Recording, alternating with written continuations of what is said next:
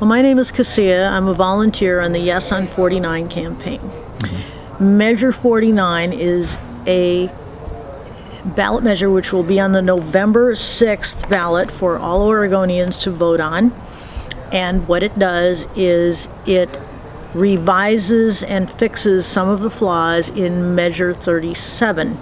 Measure 37 was passed approximately 4 years ago as a property rights fairness measure, and it was passed by a substantial margin of the voting population under the assumption that it would help essentially small property owners develop their land and build 2 or 3 houses for their sons or daughters on their land.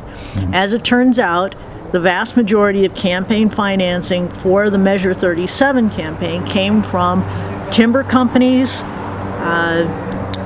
and large developers who wanted or were able to take advantage of Measure 37 rather than the smaller farm properties. Measure 49 restores the balance in the land use system.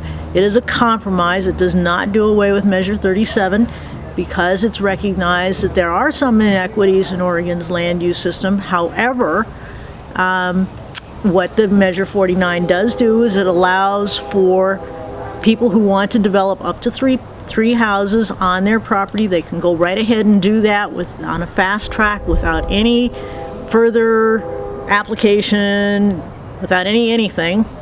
They can go right ahead and develop up to 3 houses.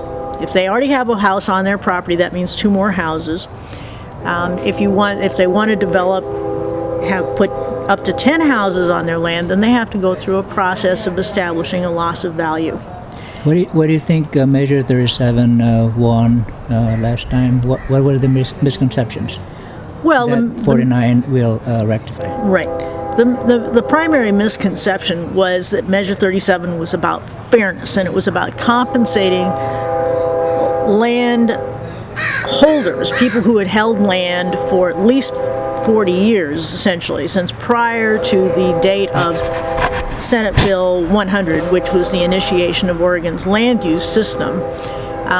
It supposedly allowed for those property owners to file claims for compensation. In addition, Measure 37 also said that if the state, the county, or the city could not pay the compensation, then whatever the land use regulation was that diminished the value of the property, then that particular land use regulation would be waived and the individual could go ahead and develop whatever they wanted to develop as long as it was, consistent with what they could have done prior to the implementation of the land use regulation. What is the worst consequence of Measure 37? Oh, the worst consequence of Measure 37, there are multiple. For example, you could have a huge subdivision built right next to farming property.